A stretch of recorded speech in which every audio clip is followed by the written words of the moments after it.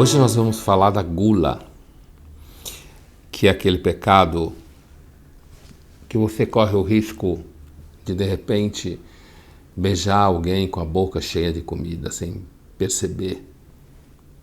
Apesar que existe um parentesco entre a gula e a luxúria, o próximo pecado que a gente vai tratar vai ser a luxúria, existem alguns paralelos. Entre eles o fato de que às vezes as pessoas gostam de misturar sexo com comida, como fazer alguém tipo de bandeja e comer sushi em cima da barriga dela.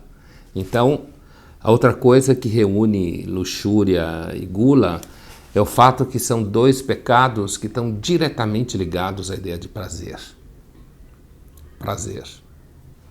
Talvez a gula seja um dos pecados que hoje mais se tem uma repressão sistemática contra ele. A repressão contra a luxúria é uma repressão mais dissimulada, nós vamos ter chance de falar disso. A repressão contra a gula é uma coisa aberta. Tem até cientista especializado em reprimir a gula. Todo tipo de, gente que fica falando de lifestyle nas mídias sociais, reprimindo a gula, fazendo com que muitas vezes as mulheres pensem que quando elas têm vontade de comer, elas são loucas, quando na verdade uma mulher que não gosta de comer e não come o que gosta acaba ficando azeda. A verdade é essa. Então a gula guarda um parentesco com a luxúria ao redor do vínculo que ambos têm com a ideia imediata de prazer. Apesar de ser prazeres diferentes. E nós vamos explorar um pouco esse vínculo entre prazer e pecado, que no caso da gula acontece de forma muito clara. Uma outra coisa importante com a gula, e aí diferente do seu pecado próximo, que é a luxúria, além de que ambos têm um vínculo direto com a noção de prazer, é o fato que a gula é um pecado que não tem metafísica. A luxúria tem metafísica. O que eu quero dizer com metafísica? Você tem, por exemplo, crenças religiosas e rituais religiosos em que um enorme ritual de sexo muito louco e tal é uma forma em que o sacerdote introduz a iniciante ou a sacerdotisa introduz o iniciante e, portanto, tem metafísica. A ideia de que é muito comum, por exemplo, a ideia de que deuses e deusas transaram e daí surgiu o universo. Isso que eu estou chamando de metafísica. A gula é um pecado sem metafísica.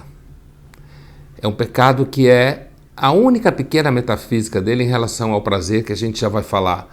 Mas a gula é um pecado que é, digamos assim, obscenamente material. A relação dele é direta com o corpo. E nele, o efeito deformador que o pecado sempre tem aparece de forma imediata no corpo. A ponto de que, às vezes, talvez uma pessoa estiver num restaurante e você vê uma pessoa mergulhada em cima da comida de um modo enlouquecido, pode até dar nojo. A gula é um pecado que dá nojo, nojo físico.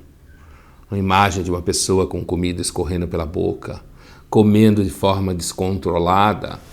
Um dos modos de você perceber o quão uma pessoa foi, digamos assim, bem criada, é quando essa pessoa sabe se comportar à mesa.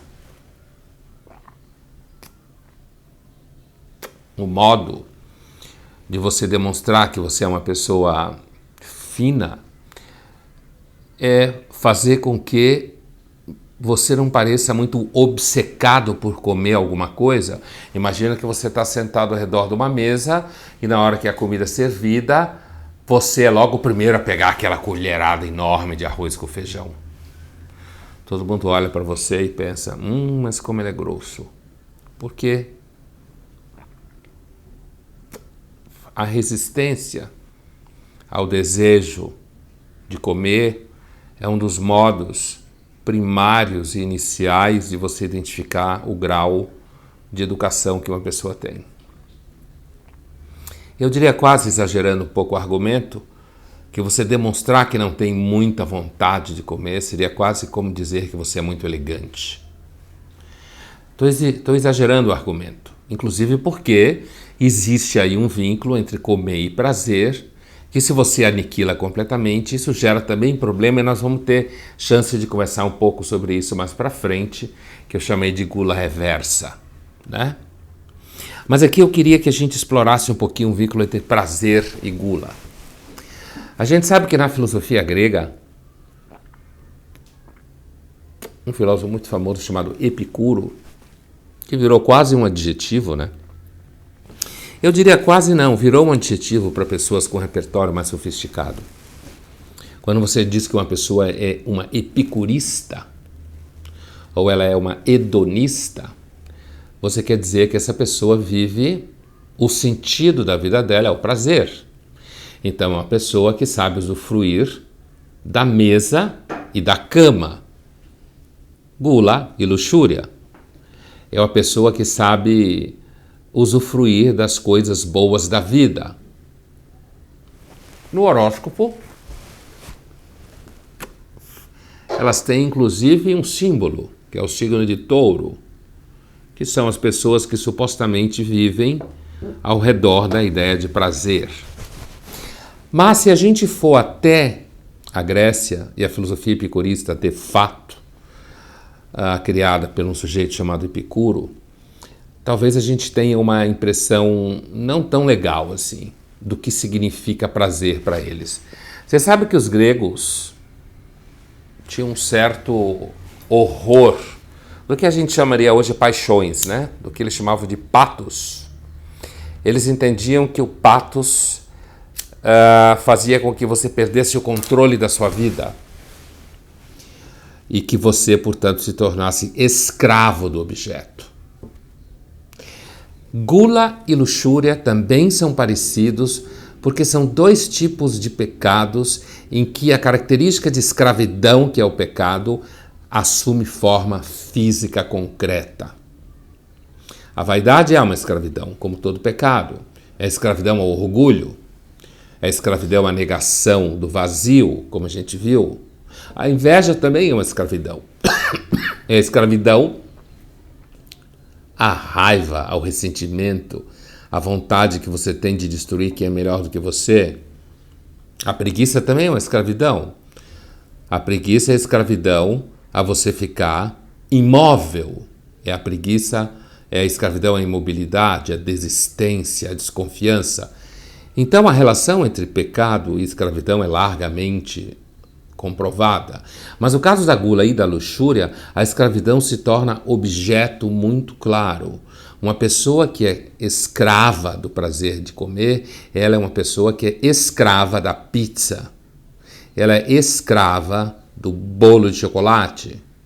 Ela é escrava, imagino que tem algumas de vocês que estão babando enquanto eu estou falando. Ela é escrava da feijoada. Então, a relação de escravidão que existe, eu falava para vocês desde o começo na ideia de pecado, no pecado da gula, a distância entre a descrição da escravidão e a escravidão é muito direta. Justamente porque carece de metafísica, não tem nenhuma grande interpretação associada, talvez uma grande experiência psicológica que possa ser transformada em símbolo. É a obsessão por comer, por enterrar a cara no prato de macarrão. E como eu dizia, quando a gente vai à Grécia Antiga, estuda o epicurismo, então a gente sabe a palavra hedoné em grego significa prazer. E esse prazer em grego é muito diferente do prazer que a gente tem hoje em dia. Porque o prazer em grego, o hedoné, não significa exatamente a realização do desejo. E é interessante porque um dos marcadores da ideia de prazer na filosofia epicurista é o fato de você conseguir não comer demais. Porque se você comer demais, você deixa de se sentir bem depois que comeu. Então, de novo, a gula é um pecado que ele é tão concreto, tão material, tão concreto, tão imediato, que digamos assim, o mal-estar decorrente da prática excessiva do prazer com a comida, conhecida como gula, o mal-estar decorrente dessa prática se manifesta logo imediatamente.